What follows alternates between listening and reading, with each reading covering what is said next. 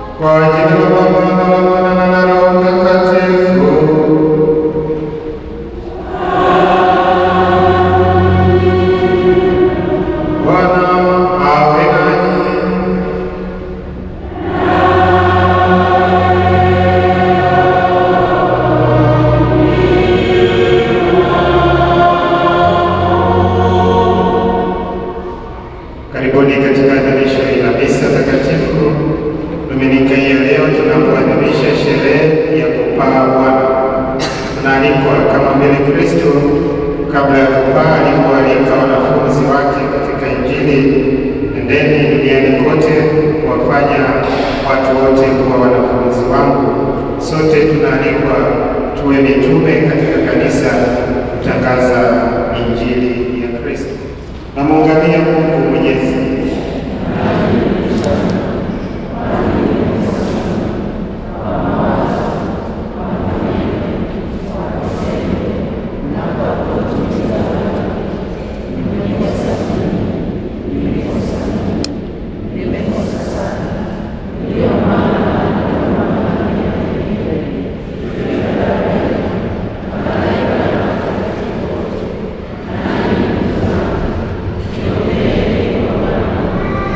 Mungu Mwenyezi atuhurumie, atusamehe dhambi zetu, atufikishe kwenye uzima wa milele.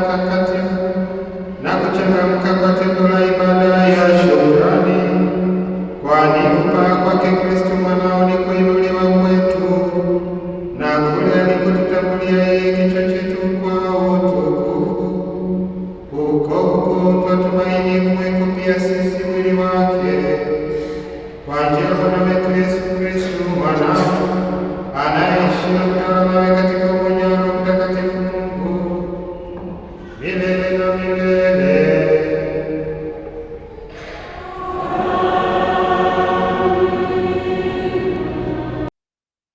Tanika wakamuuliza wakisema, "Je, Bwana, wakati huu ndipo unapowarudishia Israeli ufalme?" Akawaambia, "Si kazi yenu kujua nyakati wala majira Baba aliyoweka katika mamlaka yake mwenyewe. Lakini mtapokea nguvu, mtakuwa mashahidi wangu katika Yerusalemu na katika Uyahudi wote na Samaria na hata mwisho wa nchi." Akiisha kusema hayo, walipokuwa wakitazama, akainuliwa, wingu likampokea kutoka machoni pao. Walipokuwa wakikaza macho mbinguni, yeye alipokuwa akienda zake, tazama, watu wawili wakasimama karibu nao, wenye nguo nyeupe, wakasema, "Enyi watu wa Galilaya, mbona mmesimama mkitazama mbinguni? Huyu Yesu aliyechukuliwa kutoka kwenu kwenda juu mbinguni atakuja jinsi hiyo hiyo mlivyomwona akienda zake mbinguni." Neno la Bwana.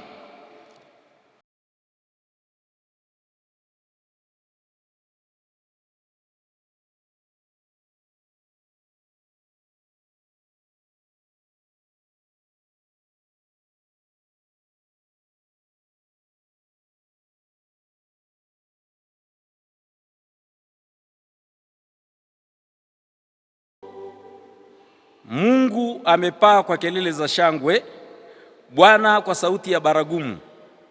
Muimbieni Mungu, naam imbeni. Muimbieni mfalme wetu, naam imbeni. Kiitikio: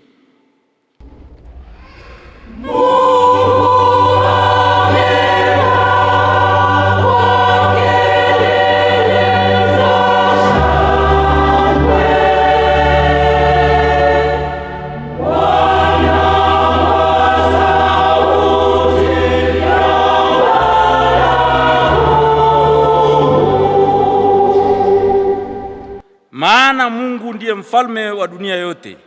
Imbeni kwa akili. Mungu awamiliki mataifa. Mungu ameketi katika kiti chake kitakatifu. Kiitikio: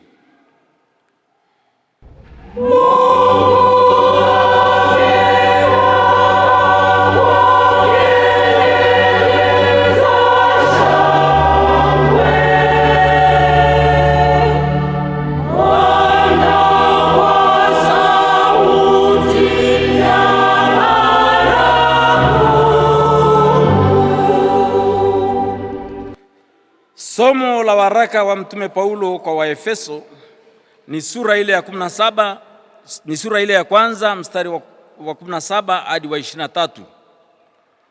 Mungu wa Bwana wetu Yesu Kristu, Baba wa utukufu, awape ninyi roho ya hekima na ya ufunuo katika kumjua yeye.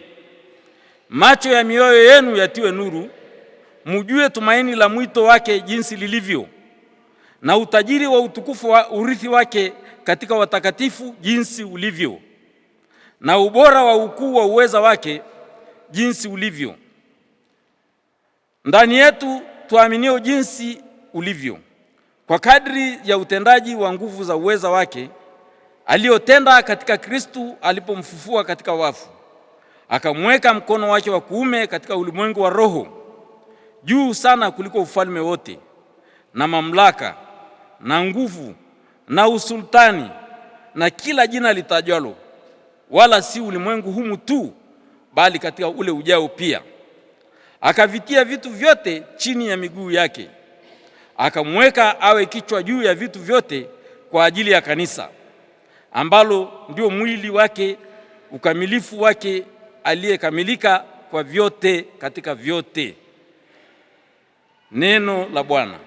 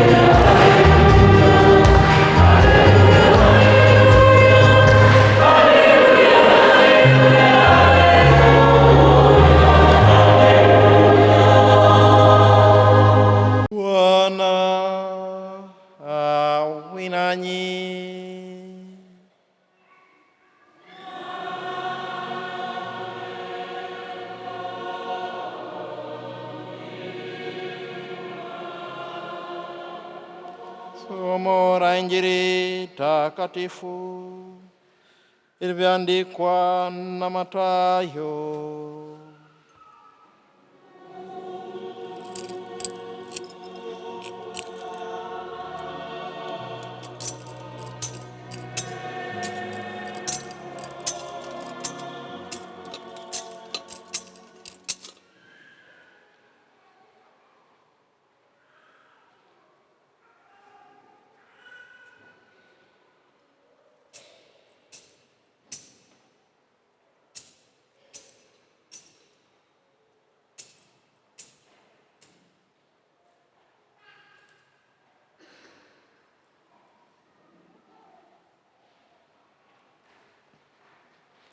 Nasoma Injili ya Mathayo sura ya 28 aya ya 16 hadi ya 20. Wale wanafunzi 11 walikwenda Galilaya mpaka mlima ule alioagiza Yesu. Naye walipomwona walimsujudia, lakini baadhi yao waliona shaka. Yesu akaja kwao akasema nao, akawaambia, nimepewa mamlaka yote mbinguni na duniani. Basi nendeni mkawafanye mataifa yote kuwa wanafunzi, mkiwabatiza kwa jina la Baba na la Mwana na la Roho Mtakatifu, na kuwafundisha kuyashika yote niliyoamuru ninyi. Na tazama, mimi nipo pamoja nanyi siku zote hata ukamilifu wa dahari. Neno la Bwana.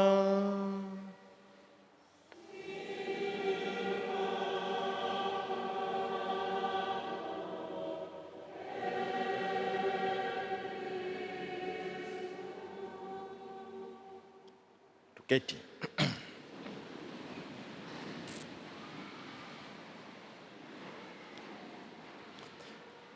Wapendwa wana taifa la Mungu, tumsifu Yesu Kristo.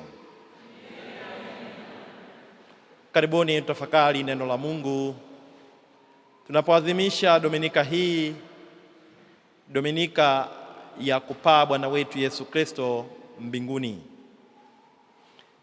Yesu amepaa mbinguni. Amepaa mbinguni kwenda kutuandalia makao. Amepaa mbinguni kwenda kupewa tuzo baada ya kazi kubwa aliyoifanya ya kurudisha urafiki kati ya mwanadamu na Mungu. Amepaa mbinguni ili akamtume Roho Mtakatifu aje kutukumbusha na kutufanya kuyashika na kuyaishi yote tuliyofundishwa. Hatimaye tutoke na uelewa sasa, kwa nini Yesu anapaa mbinguni na kupaa mbinguni kuna maana gani? Simulizi ya kupaa Yesu mbinguni imesimuliwa kutoka katika kitabu cha Matendo ya Mitume sura ile ya kwanza. Huyu Teofilo ni nani? Teofilo ni jina la Kigiriki, neno la Kigiriki, muunganiko wa majina mawili. Theos likimaanisha Mungu, philos likimaanisha mpendwa. Hivyo Teofilo ni mpendwa wa Mungu. Mpendwa wa Mungu ni nani? Ni yeyote yule ambaye yuko tayari kulishika neno la Mungu na kutenda kadiri ya neno hilo. Huyu ndiye mpendwa wa Mungu. Na hivyo yeyote ambaye yuko tayari kuyashika mafundisho haya na kuyaishi, huyu ni mpendwa wa Mungu, na ndiye anayeandikiwa kitabu cha Matendo ya Mitume. Na dhamiri kuu ya kitabu cha Matendo ya Mitume ni yale ambayo tunayakuta katika kitabu cha Matendo ya Mitume sura ya kwanza aya ya 8. Ninyi mtakuwa mashahidi wangu kuanzia Yerusalemu, Yudea, Samaria na ulimwengu mzima. Hili ni agizo ambalo wanapewa wanafunzi wake na Yesu kabla ya kupaa mbinguni. Hivyo kitabu chote cha Matendo ya Mitume kinaeleza yale ambayo waliyafanya mitume wakitekeleza agizo hili walilopewa na Yesu. Lakini kabla ya kupaa mbinguni, Yesu aliwaahidia kwamba atawatumia Roho Mtakatifu ili awaimarishe na kuwatia nguvu waweze kuyashika na kuyaishi yale mafundisho. Tukirudi kwenye simulizi la kupaa mbinguni, tunaambiwa walitoka wakaenda Galilaya kwenye kilima. Bahati mbaya mwandishi hakutaja ni kilima kipi. Angelitaja ni kilima kipi, tungeanza kuangalia mazingira ya kilima. Je, ni mlima wa Heri naitwa Beatuline, ambao ni mlima ambao umetazamana na ziwa Galilaya? Je, ni mlima Tabor alikokwenda na akageuka sura? Je, ni mlima ulio karibu na Nazareti au ni mlima upi? Bahati mbaya hajatuambia, lakini sio tabu. Tunaambiwa alipofika pale wakamuona na wakafurahi. Kisha akawaambia, nimepewa mamlaka yote duniani na mbinguni. Enendeni mkawafanye ulimwenguni wataifa kuwa wanafunzi wangu, mkiwabatiza kwa jina la Baba na la Mwana na Roho Mtakatifu. Inaitwa Missio ad Gentes, utume kwa mataifa. Lakini kisha akanyanyuliwa akapelekwa mbinguni, akalakiwa na wingu.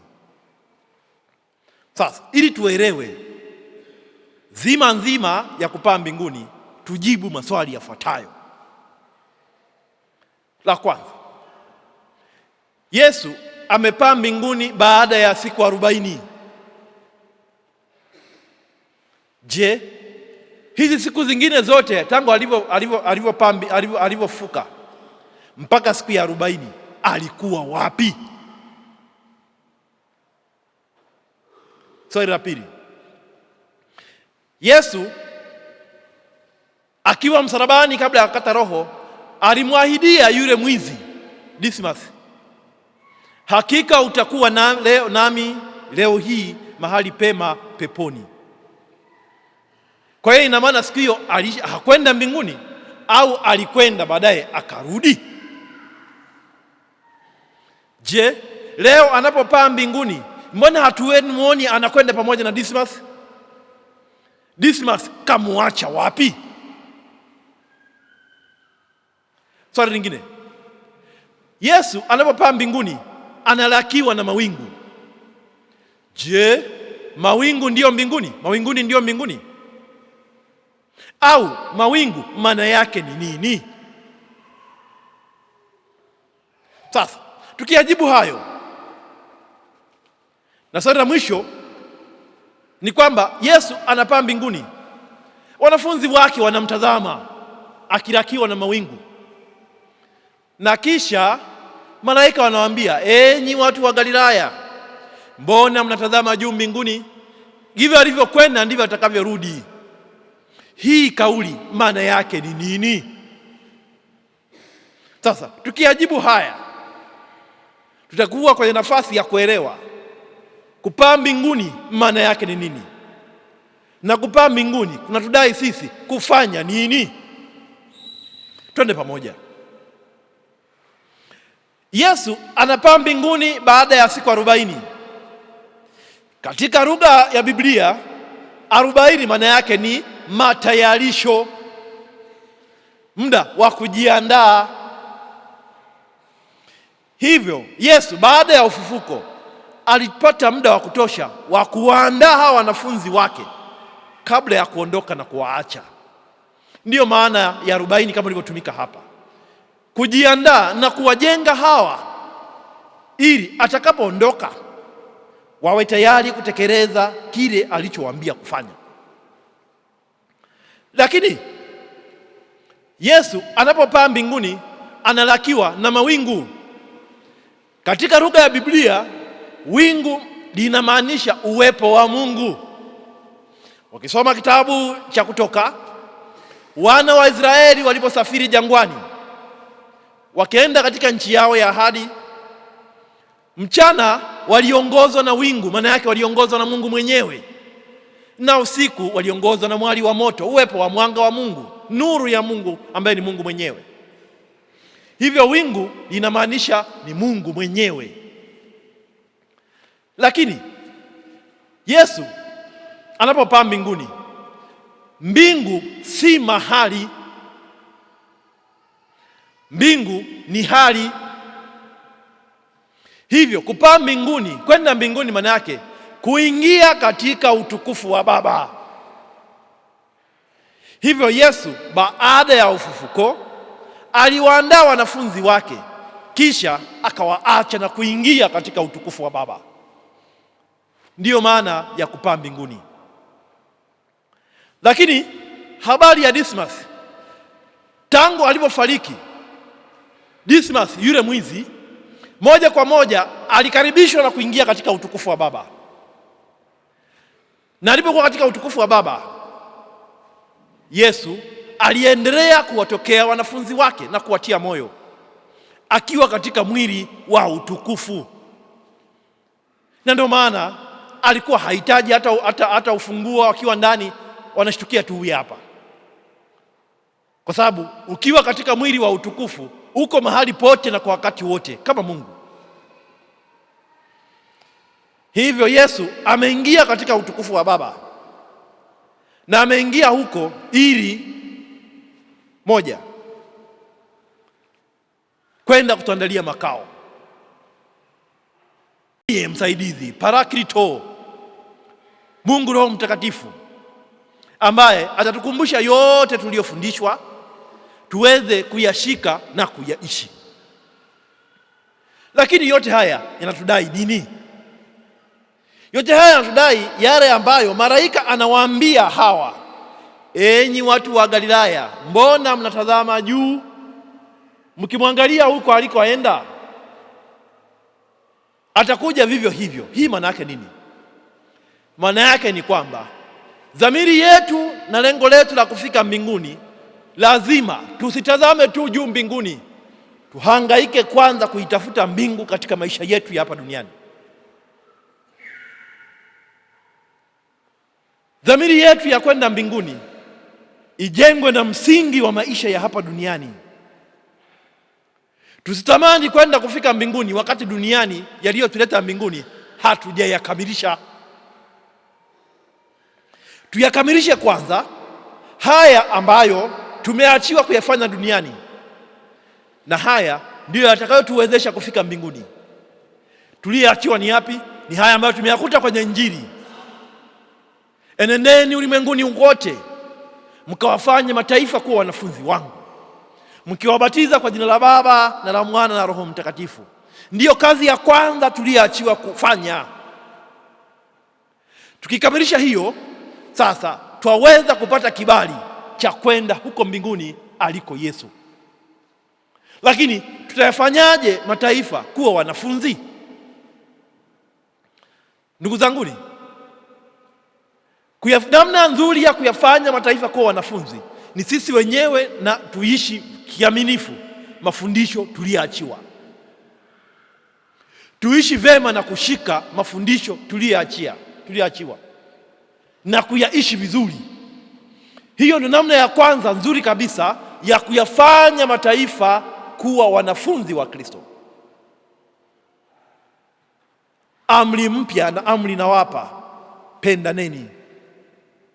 Mkipendana watu watajua kwamba ninyi ni wanafunzi wangu.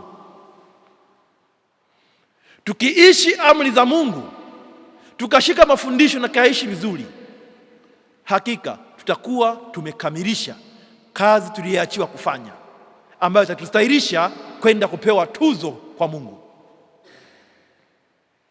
Bahati mbaya, tulio wengi, karibu wote, tunatamani kwenda mbinguni, lakini hatuhangaiki kuitafuta hiyo mbingu hapa duniani. Yaani tunataka twende mbinguni kama vijana wanavyosema kwenda kizali la mentali, kwamba unajikuta tu umefika mbinguni. Haiwezekani.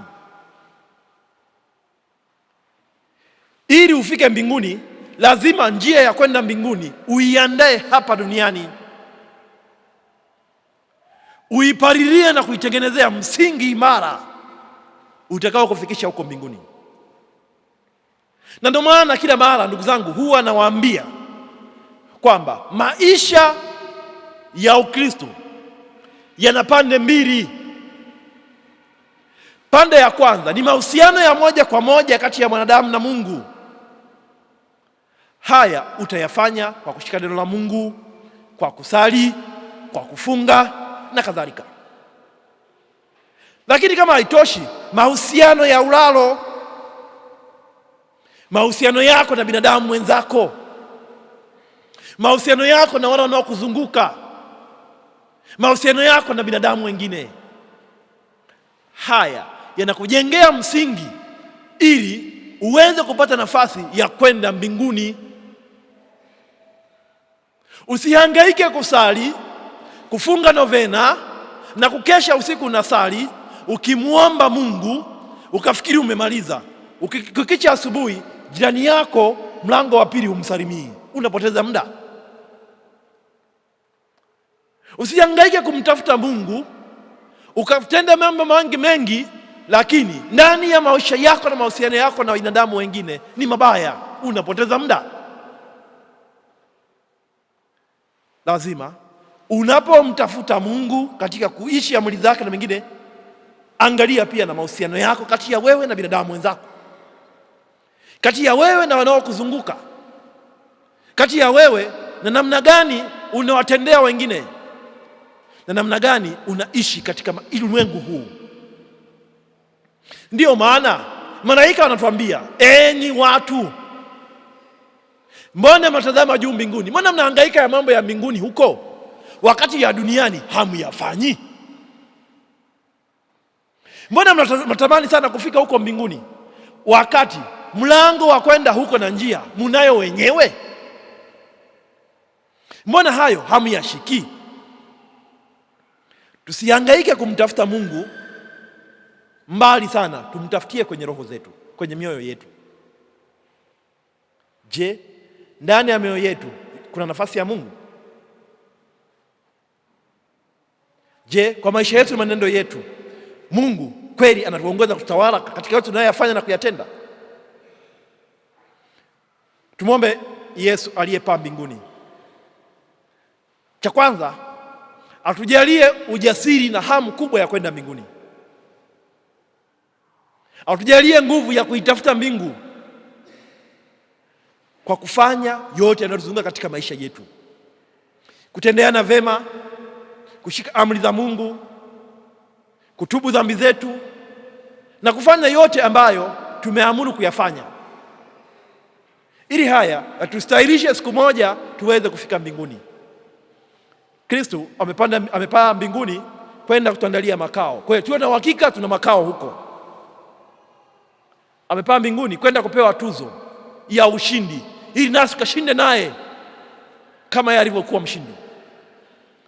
Amepaa mbinguni ili atumie Roho Mtakatifu Parakleto atukumbushe vema yote ambayo alitufundisha, tuyaishi vema, hatimaye atusaidie na sisi tuweze kufika huko mbinguni. Tumsifu Yesu Kristo. Usisahau kushare, kusubscribe na kulike.